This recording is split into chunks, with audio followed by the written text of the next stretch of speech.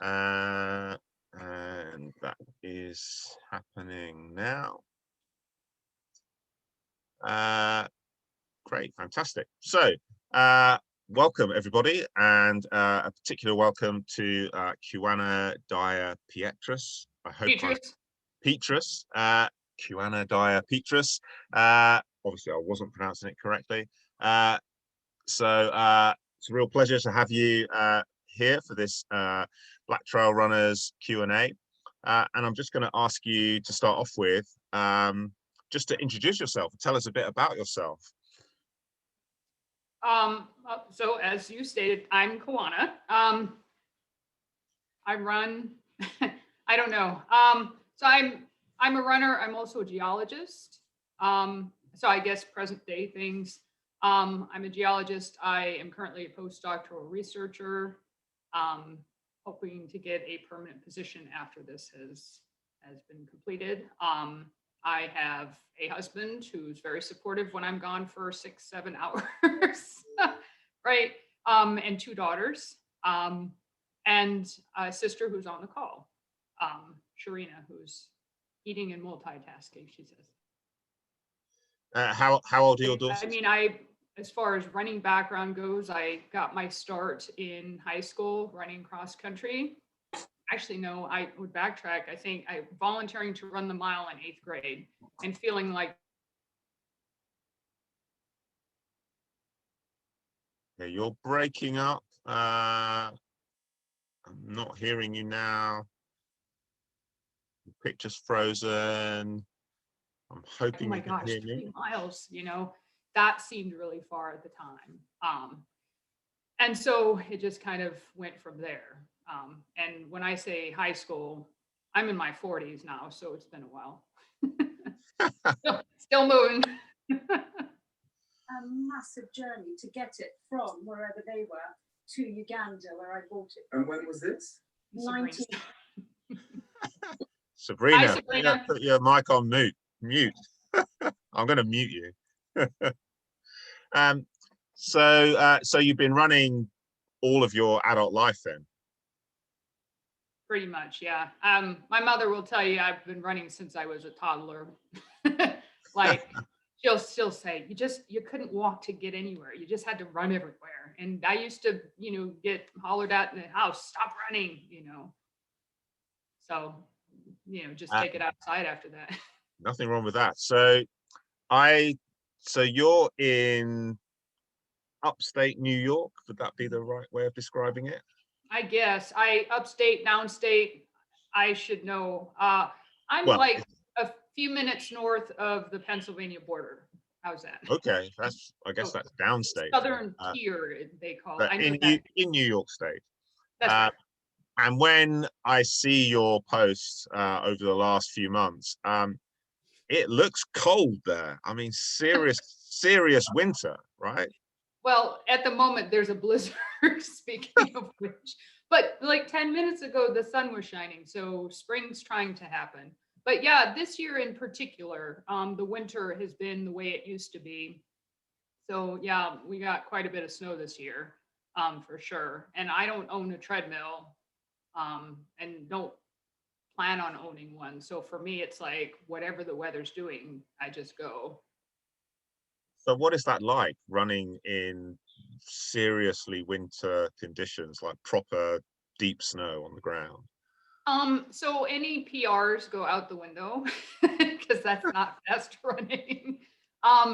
It's, like I tell everyone who asks me, because most folks I think just don't care for cold weather, when it gets below a certain temperature, it's just not comfortable. But for me, it becomes an adventure. It's less about the running X number of miles and more about the just being in it and experiencing it. And so even today, where, that last few miles that were really rough, and then all of a sudden I'm getting blasted by a snow squall, I had to remind myself, I'm like, wait, I like that feeling of being in a snow globe. This is cool, because at that moment it wasn't.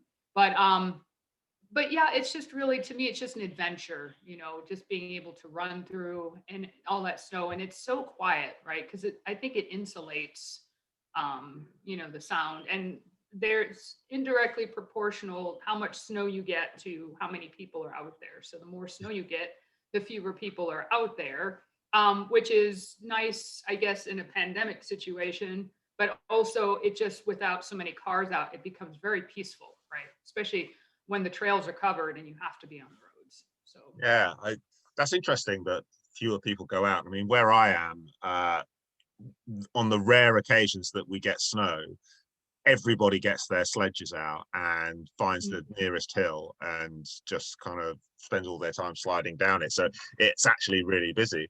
But so where you are, is it very kind of rural? Are you in the countryside, as we would call it? I feel like I'm right on the fringe because, we're a few minutes from, the city parts. But again, having lived in a place like Houston, where it's like a huge city, here, there's still not like you'll still see people you recognize when you're out. It's never like too big. But where I am, I'm like right on the very edge of suburbia. So I can run in that direction. Or if I go the other way, I do end up in the country a little bit. So it's nice, right? I mean, I prefer the country, but that part also gets a lot hillier. So sometimes I find myself going the other direction. Yeah, nice. Where's your favorite trails to run? Do you have a favorite? I don't know. Well, so the only ones I've actually run so far have been like in my area near the university. I've hiked dozens of trails and backcountry, but haven't actually run like during the time that I was traveling more before the pandemic and seeing more of these different places. Even though I've hiked them, I'm a geologist. I've done a lot of hiking. It never occurred to me to run them, even though I'm also a runner. So it was only in 2020 that I finally put that together, and I'm like, oh, this is really fun. And so healing. Like I always found running to be very healing and meditative. But the first day I put the two together where I'm running, but I'm on a trail in the woods, I came out a totally different person. Like, wow, I need to do more of this. So I guess the favorite trails to run right now are the only ones that I really am close to by the university. And those are fine. They're great. But I know like Ithaca has a lot of trails and trail races. And so does Pennsylvania. And I'm like within an hour to each place. So, as we move past this pandemic, my plan is to sign up for more events in those places just to, check out those trails more. Oh, so did you grow up around there or elsewhere in America? No. My sister and I were both born overseas. So we're born in Germany. My father was in the military, was in the army. Mother's German. And so we moved around a bit, not as much as some families, but we've lived in Germany, Kentucky, California, Nevada, graduated. Then I had in Wisconsin, Texas, Canada. And ultimately we landed here and I said to my husband, let's stop, enough. So how long have you been there then? We moved here in 2013. Yeah. So, Okay. yeah, so 7 years, almost 8. This end of this summer will be 8 years. Great. Yeah. So Binghamton, that's the university that you're teaching at. And I have to say, I went onto your kind of university profile and sort of saw what you specialize in, what your research area is in. And I have to admit, I kind of understood like, maybe 1 in 4 words, I think. So can you tell us in words that I might understand what you actually do? What does that all mean? Yes. Yeah. So in regular terms, it's just my research interests and background and experience, I guess, have really mostly been in sedimentology. So sedimentology, deposits put down by lakes, rivers. If you go out to the creek and you see, sediment being carried by the river, right, or the creek. That's the stuff that I study is like 55 million years old. So it did that 55 million years ago. And now over years of being buried, cemented together and compacted, it's a rock, right? And so the cool thing, like I always likened it to the CSI shows, all the different detective shows I used to watch in grad school. It's like arriving to a crime scene. You have a rock outcrop or rock cliff or whatever, and you measure the thickness and the different rock types in it. And the cool thing about these rocks is depending on what's in them, whether it's the grains, the type of grains, or we call them sedimentary bed forms. So wave ripples, current ripples, burrows, any of that stuff, you can understand what the environment was like at the times that those layers were deposited. So it's like arriving to what's there now and unraveling what happened to get it there. So it's kind of fun that way. Yeah, that's a good sort of explanation in words that I can understand. So how does that affect your running? I mean, do you think about that when you're running? Are you kind of looking around you and thinking, oh, I got a sense of what's going on here? All the time. And well, not that I have a sense of what's going on, but the curious part, right? So like even today, I took a different route and I noticed from all the surface runoff the other day, there's big gullies that were cut adjacent to one of the roads. So you have the road, you have the ditch, and in between there's a huge gully. So apparently the water didn't want to go in the ditch, it just cut its own way. And so I took pictures of that. And then even my last post from today is Sunday, so that would be Friday when I went through there, where I just on the trails just looked at the hill and like the entire hill was draining. There were like little miniature drainages that had formed that were basically going everywhere that they could find to go. These little drainages of water were going, and it was because all that snow we had several days this week in the 60s and upper 50s Fahrenheit. And so it was like melting in a hurry. And since, that was like kind of at the bottom of the hill, right? All this stuff is running down. So the short answer to your story is, yeah, I'll stop and take pictures of that.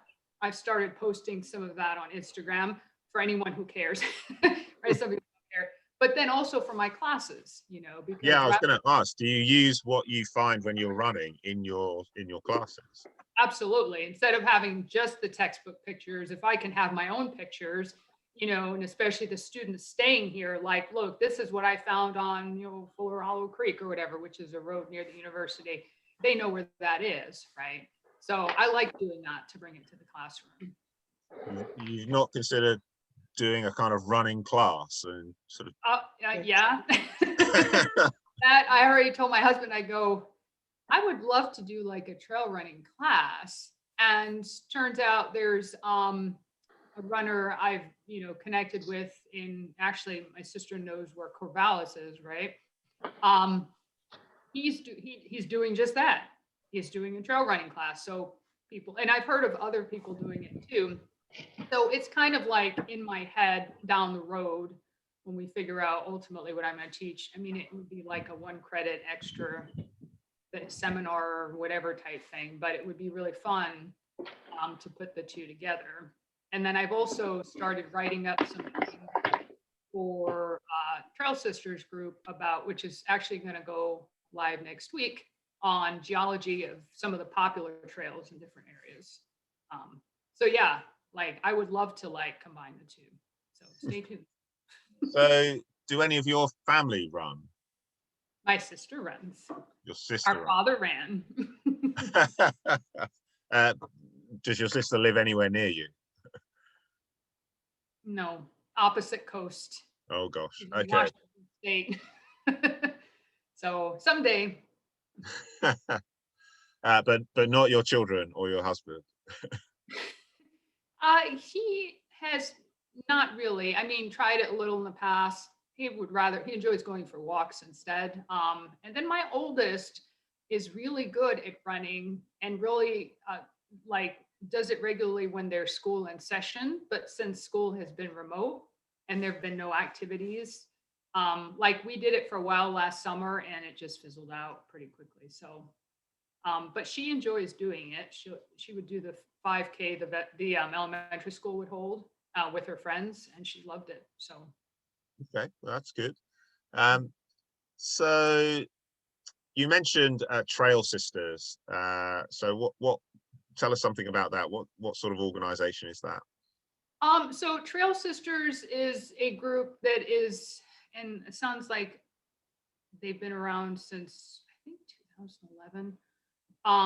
But they, they're, I think one of their main goals is to um, encourage women to get out on the trails, and especially those who might not necessarily, not that I'm pointing fingers at anybody I know really well, but who might feel like either they don't belong or they're, a little bit nervous about the terrain or just different reasons for not getting out there. Encourage women to get out there and to be there, right? And especially like my first piece was on imposter syndrome because that's huge for, I mean, I think runners anywhere, but certainly like on the trails, like, oh, I don't look like a runner. I don't feel like I don't fit in. I don't have the gear or kit, I think is as it's called in the UK.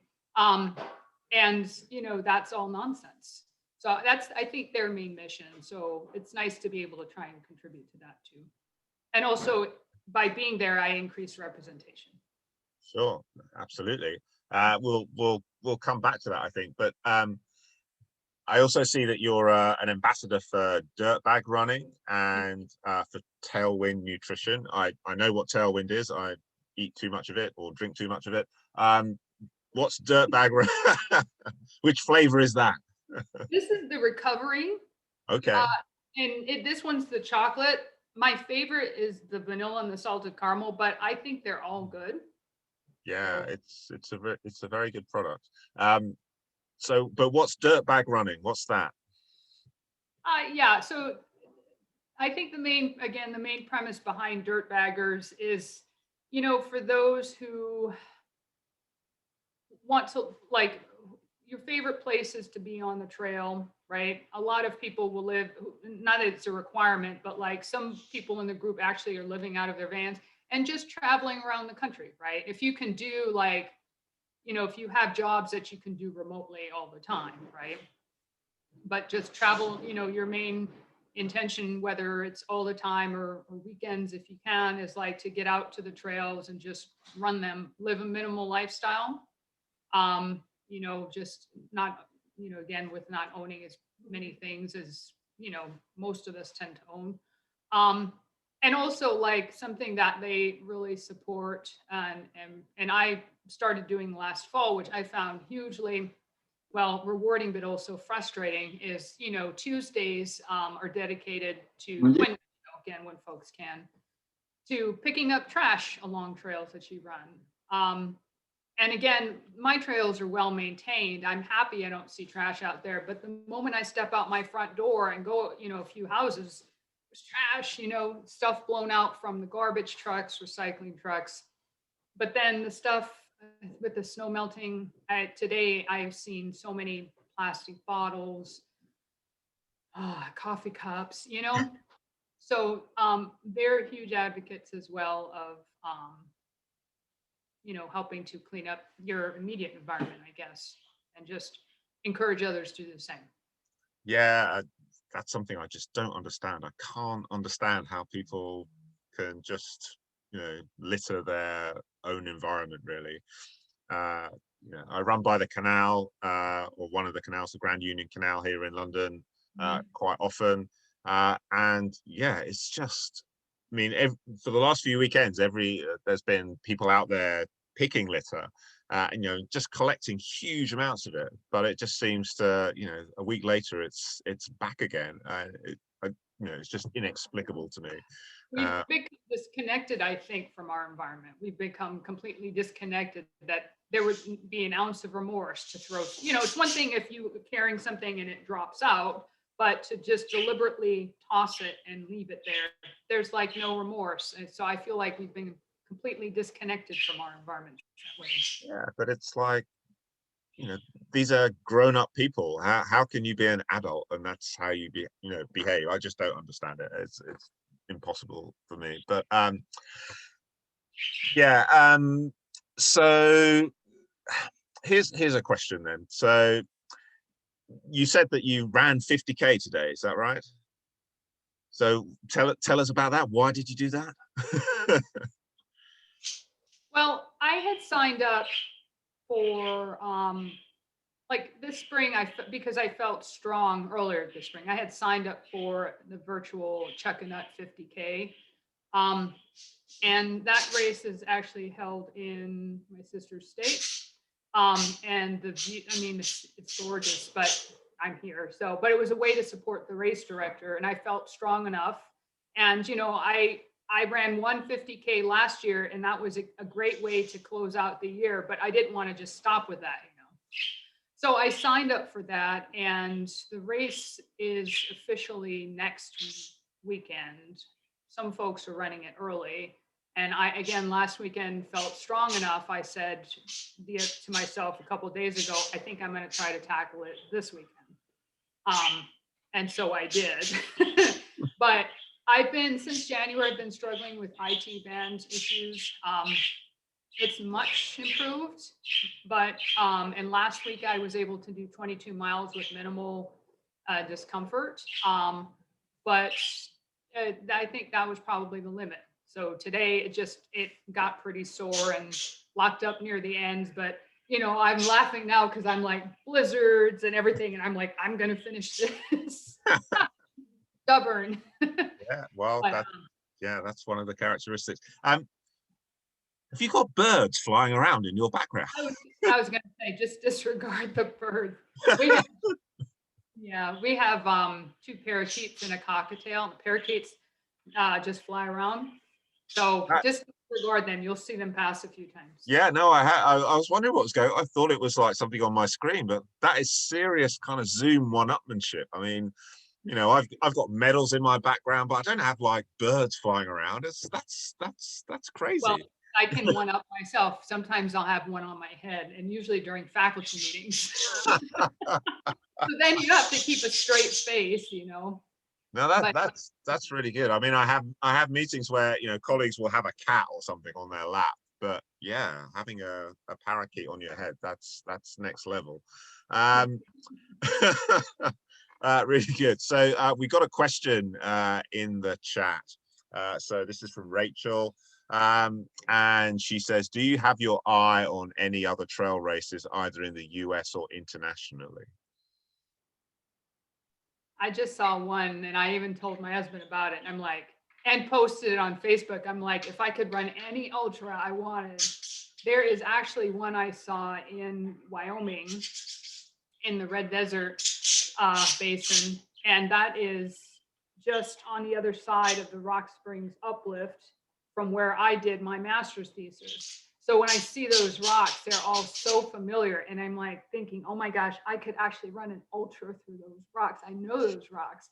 And so I get all like giddy thinking about it. But it's in Wyoming. I'm not sure I'm traveling there anytime soon, so I didn't want to commit, right? But other than that, I mean, there's a 5K and a 10K in Salt Springs in Pennsylvania. I thought to check out maybe the 10K. It sounds like a relatively straightforward, low-key race. But other than that, I don't have anything particular picked out other than just bucket list things like, a race in Canyonlands of Zion, or, Wyoming, the Great Divide. But maybe once, I think I also hesitate to look too much because, with the pandemic, I don't know when I'm going to get vaccinated and when we're going to be on the move again. So I'm just kind of trying not to look too much yet. Yeah, I mean, I was going to ask you what your bucket list races are. I mean, so traditionally I've done a lot of road races. And after spending enough time now running on trails, I feel like I would like to just run more trail races. I feel like it would just be a different environment, a different and also I'm just thinking as I'm getting up in the mileages that the asphalt is really, it's rough. But, you know, I go down the road now and run, you know, those trails, even just a few miles. And I get home, I'm like, I have a spring in my step because I realize like, it's just so much easier on the legs. Right. So, but yeah, I don't have too many picked out just yet. Okay. So Oh, what wait, kind of, I was gonna say, wasn't there that one in Georgia we all talked about doing? Or Maryland? I don't Charles. know. Charles, are you answering that? Which, in Maryland? Yeah, what's the one you ran? Because it was you and I, and then was it Ron who talked about doing it? I can't remember, but Oh, the Stone Mill 50. It's a 50 miler called Stone Mill yeah. So that I Ron mean, Elliott just completed. Yeah. I'd considered doing that one, and then so yeah. Okay. And what kind of racer are you? Are you you know, eyeballs out, just going for it? Are you super competitive? If Taking it's it a easy? 5K now, I'll really hustle because I know that it'll be over. The misery will be over quickly. Right. But if it's, or maybe even a 10K, well, the last half marathon I ran, I hustled, but that, I mean, it just gets, the longer you go, it just gets really uncomfortable, right? So how long can you hang in there with that discomfort? But anything beyond that, I'm just happy to be there. You know, it's just a fun run. You know, if I cross that finish line, I mean, I have times in my head like, oh, I wonder if I'll do better than the last time. And, you know, but other than that, I'm not too serious about pace and all that. I think too, because I live in a really hilly area. So every day is already a hilly run. So the last thing I want to do is like put too much more stress on my body by trying to be fast or anything else. So I just try to keep it more low key, even in races. And what's your sort of typical sort of mileage a week? It fluctuates. I mean, I think on average, just thinking about last year when I wasn't doing anything big, um, anywhere from 25 to 40 miles a week.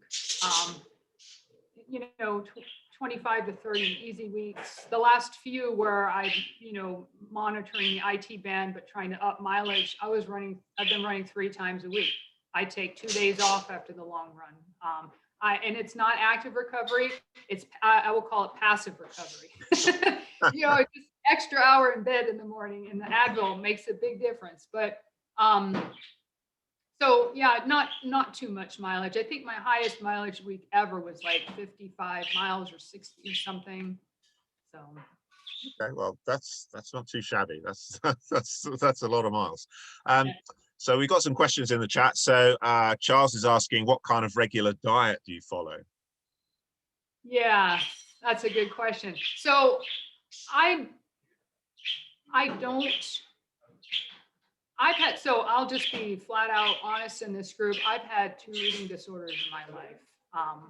One in high school, and then one just, you know, right after my youngest was born.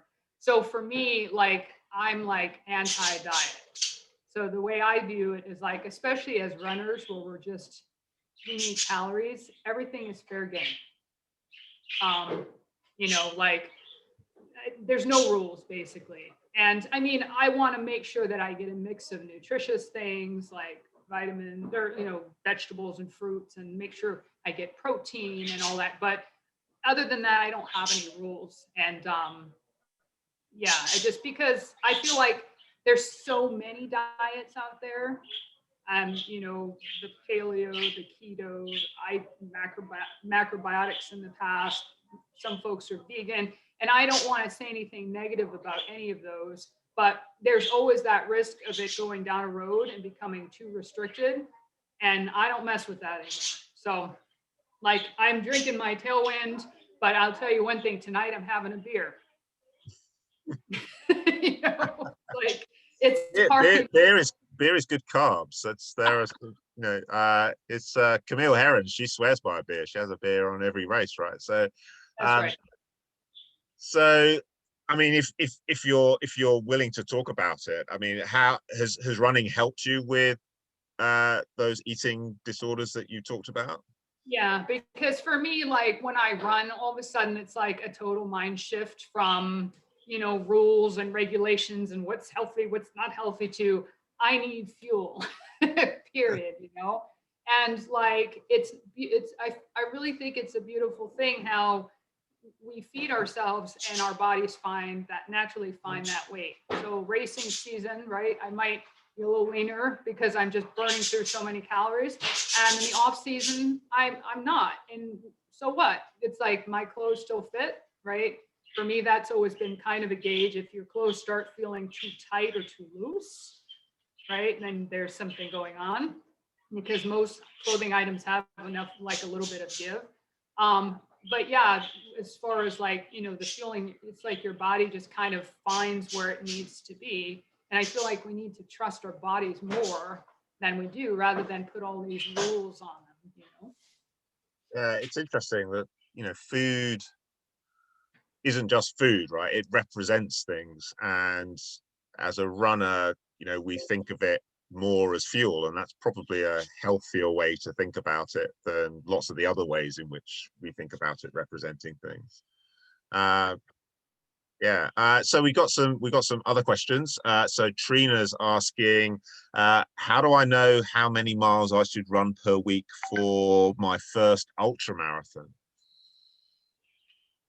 I think really it's not about mileage per week. I think it's all about that long run, right? And I mean, you guys who in this group who've done much longer runs than I have can certainly chime into that. But I mean, just from my experience, it's like, your weekday runs or training that you do, if it's cross training, whatever is working, because there's so many good plans out there for free, even on the internet.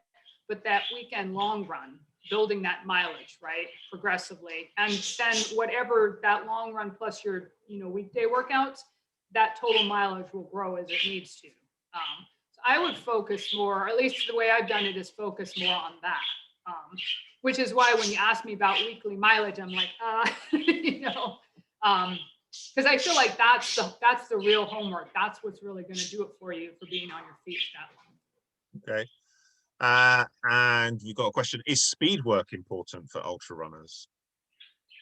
But again, you with more experience can chime in, but I feel like it really depends on your goals. And so for me, I mean, I think the speed work would make you stronger, but I'm not necessarily looking to stand on a podium.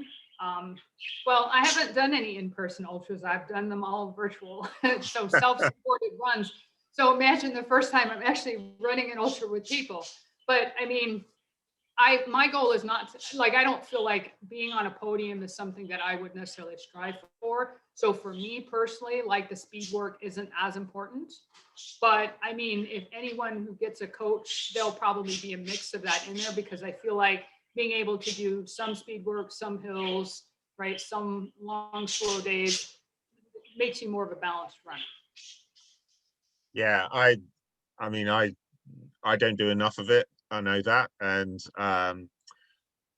generally, I find that the things that you don't want to do are the things that you should be doing when it comes to this. So speed work hurts. My club's track session, it hurts, but it's a good way of improving your aerobic fitness pretty well.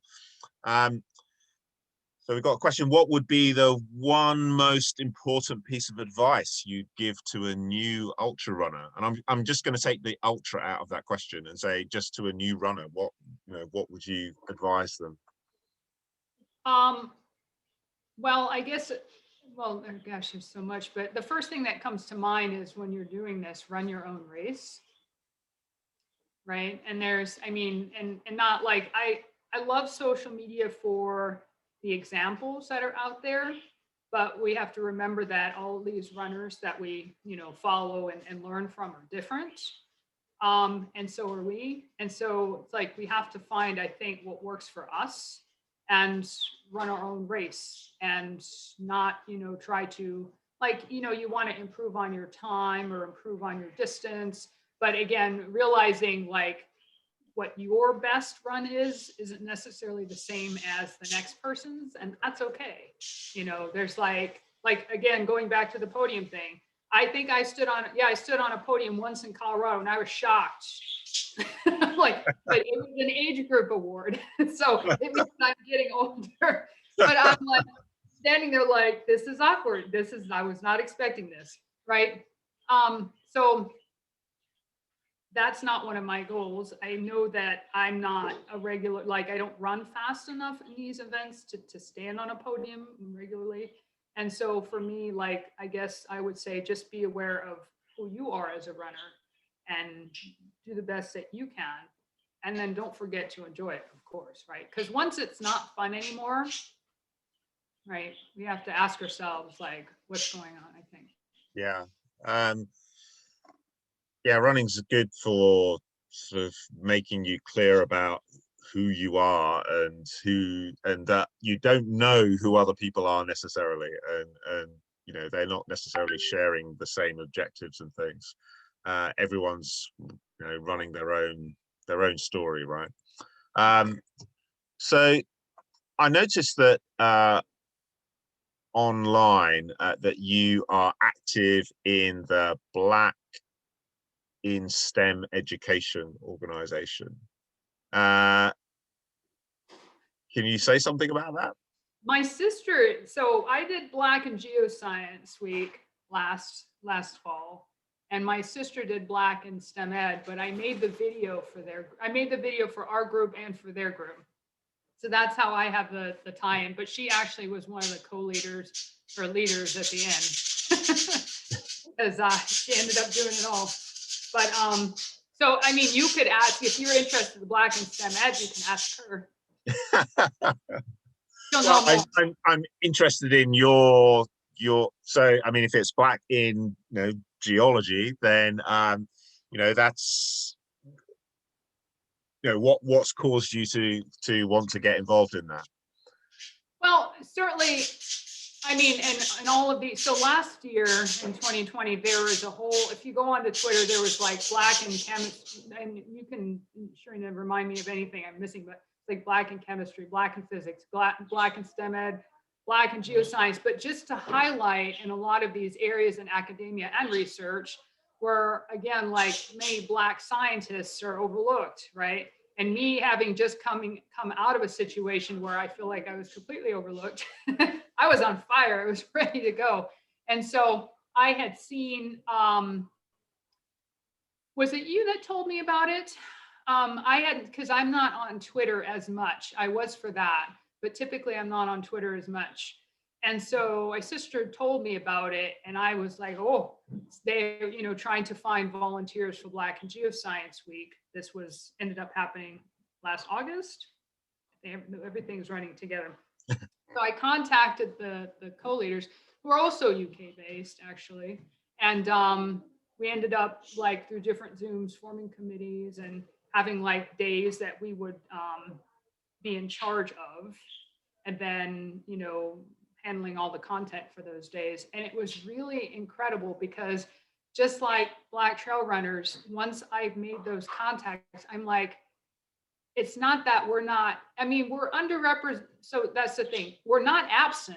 We exist, but we're underrepresented. So I'm looking at all these Black geologists thinking, I had no idea you existed. In UK and Norway, South Africa, all across the US. I was floored. And so it was really an incredible networking opportunity. And even I had one of those folks give a talk or seminar for our department last fall.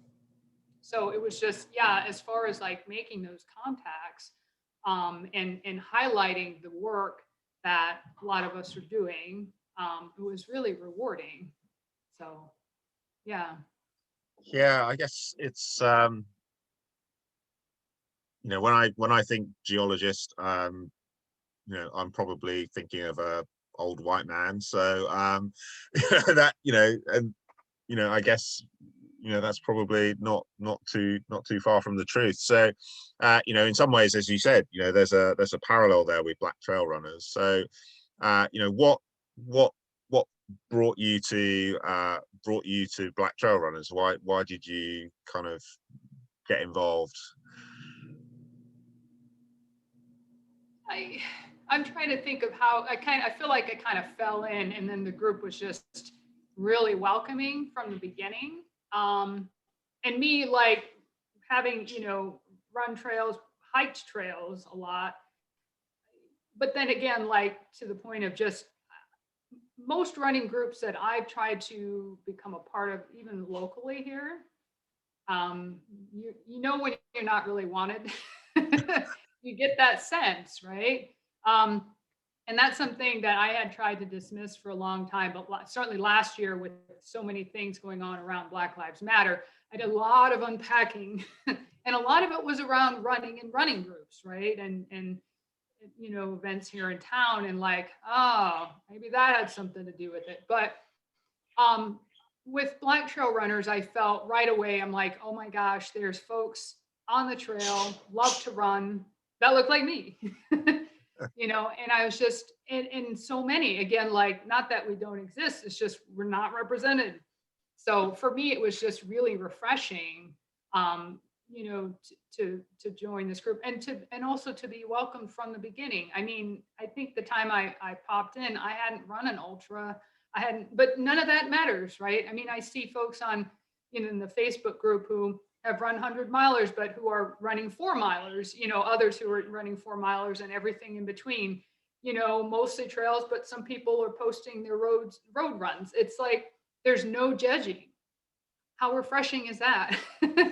So, I mean, and how exactly did I see you guys? I don't even know. It must have been something that came across my feed in Instagram, right? And then I was just instantly intrigued.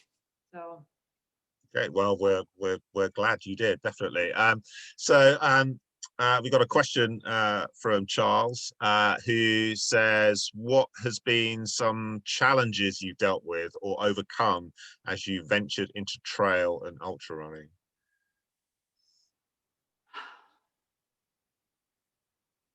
I feel like I had, well, I guess, depending on how I look at it, so going back to the point of acceptance, I do feel like, in my experience so far, I have felt more acceptance by trail groups anyway, in general, than the road racers.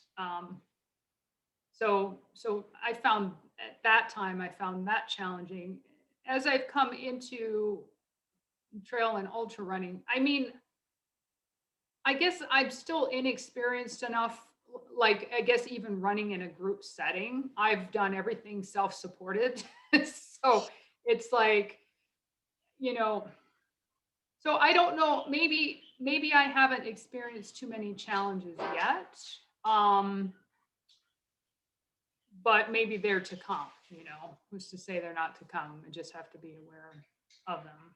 But I don't know if that helps you, Charles, or if, like, you had anything that you've experienced as well. But no, go ahead, Charles. Just so, for example, I noticed that you do a lot of, not a lot, but you've done several long, ultras, 50Ks, self-supported. And that in itself, to do that on your own, without aid stations and all of those things, bring about certain challenges. And that's what I was sort of trying to get at a little bit relative to that from your earlier experiences. Yeah, so, like, I mean, I guess I try to have the aid station all in the vest, right? Carry it with you. But like today, the weather has been milder, so I went out with just 2 layers of gloves. And then when the sun went and that first squall line came through, after running for a few hours, you're sweaty, and all of a sudden my hands froze. Right? Well, no aid station. I was like, should I I never wanted to call the husband and ask him for anything unless I was in trouble. So I've never called him. But wouldn't it be nice to have like a drop bag with extra supplies?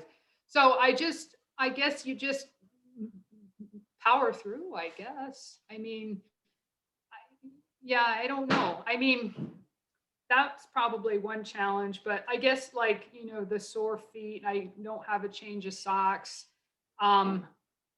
Overdressed, dehydrated. Okay. So my first self-supported marathon last spring, I didn't have enough liquids. Yeah. So when you start daydreaming about asking the people in their yard, can I use your water hose? And so ultimately what I did was a friend's house was near where I was running, passing by, and I texted her and she said, we're not home, but please help I'm like, can I use your spigot? So, but then I'm like there and their neighbors out and I was like, yeah, so like black person at the house and the spigot in the yard that, looking a little bit, I'm like, that's great. So I hurried and got out of there. It was fine. I just waved at him like, hello. And she said, of course, if they were home, they would she's like, I'm sorry, I can't get you filtered water. I'm like, I don't care at this point. It's water. It's potable water. So, I mean, yeah, I guess troubleshooting, right? Because you've run longer races than I have. You either power through or you just start troubleshooting like crazy, It sounds to me like you've had challenges, but you're just super competent, so they don't feel like challenges to you. I'm so stubborn. Competent, stubborn, much the same thing. So what do you think is the thing that you've learned about running or the thing that you've learned that has made the most difference to your running? So what's the most important thing that you've learned? That I can carry my beverages with me in that vest I mentioned. It's like, I just think the marathons I ran in the past where, I remember once in a while I'd see someone with a hydration vest and I think, oh, look at you with your hydration vest in this marathon. And now I'm like, no, they knew exactly what they were doing because you don't have to stop. You're not throwing all those paper cups. Now I at least have the reusable collapsible cups that I can bring in the future. But, the rest of us who are just having to stop, drink whatever they have, right? Throwing this paper cup that's now trash. If you carry that vest with you, you can be out for much longer and you have nutrition that works for you. Because if you drink Tailwind and they offer you something else or vice versa, and it doesn't sit right, well, that could be your race, So, I mean, that's probably one of the big things I've learned about with the running and stuff. But water's heavy, right? What's that? Water's heavy. That's what I don't like. It's like I'm carrying water. It's like every liter of water, that's an extra kilogram I've got to worry about. Yeah, I guess. Oh, it's resistance training. How's that? I don't want training. I'm in a race. I know. I just want to quickly. Yeah. So what would you say is your biggest running achievement? I guess those self-sufficient or self-supported 50Ks, I guess. I'm trying to think back because if I go back for like 2 decades, yeah, I mean, for me, probably those. I mean, when I ran that first one last fall, it's like the mindset was always 26.2. And as soon as that would hit, either you stop your watch or you're crossing a finish line and it's over. But the mental thing that happened when I passed that mark and kept going, all of a sudden I felt like this door opened and I'm like, the sky's the limit now. Mentally, that mindset totally changed. And so I guess if I could think of anything right quickly off the top of my head, probably those 50Ks, because for me, those are like going to be the gateway races, I think, to like bigger things, Like a gateway drug, you mean? Yeah, I don't want to go there. Well, I mean, right? These are all good things. yeah. So that was going to be my next question, really, which is what is your ultimate running ambition? What do you want to achieve? I mentioned 100-miler to my husband recently. I'm like, well, you know, it's like a bucket list item. I'm like, because it's the curiosity thing, like, and especially if I could, again, like start getting onto, I guess, like my trail network is great, but it's short. So to be able to do like lots and lots of miles, I'm going to have to, you know, find somewhere else to go. If I can get off the asphalt, right, because it feels so much better, I just feel like, oh my gosh, how far could I possibly go? And then you get curious, right? You want to find out. So, I mean, I think 100-miler would be a really cool experience. But next year. It's not this definitely year. an experience, that's for sure. So You would know, you would know. no, that's great. And do you see yourself running anything overseas? Would you come to the UK and run? You know, I'll tell you one thing. Between seeing your guys' photos and then reading, there's an author. His first name, his last name is Finn. You're gonna probably know. Yeah, Adirond Finn. Yeah. Just incredible like imagery in my head, but seeing also the photographs, there's some beautiful places to run. I would love to. I don't know when. And we have family in Germany too, so could like, you know, Yeah, family that's close. And Charles is saying that he's going to volunteer to be your pacer in 100. Let's do it. Fantastic. So I've got one kind of final question, really. Have those birds got names? They do. Then they're on their favorite place, the fish tank. So the blue one that shot by is Periwinkle, and the yellow one is Sunshine, and then the Is cockatiel. what? Sorry. Yeah, the yellow parakeet is Sunshine. Sunshine. Oh, right. Fantastic. And she's bright yellow, and she's just such a happy, you know, little bird. So it fits. Brilliant. Listen, Kuwanna, this has been delightful to chat to you, and really appreciate you giving us your time today. We've got lots of thank yous coming into the chat here. Thanks for having me. I appreciate it. Echo all of those. You know, we love having you in the Black Trail Runners community. Looking forward to seeing your running exploits in the future. I love the fact that, you know, your hair freezes when you go out to run in some of these. Cold. I mean, that you know, that's crazy to me. I would stay indoors, I think. Yeah, lovely to talk to you. Appreciate it. We're going to we'll put this recording on our YouTube channel so more people can see it as well. But yeah, thank you very much on behalf of Black Trail Runners. Thanks very much for being a great representative and for chatting to us and answering questions today. Absolutely. Thank you for having me, and thank you for what you guys are doing too, you know, starting this group in the first place. It's been awesome. Well, it's a joy because we get to spend time running, talking about running with people who love running. So it'll be better than that. That's priceless. Okay, thank you very much. Thank you so much. Good job. Thank you.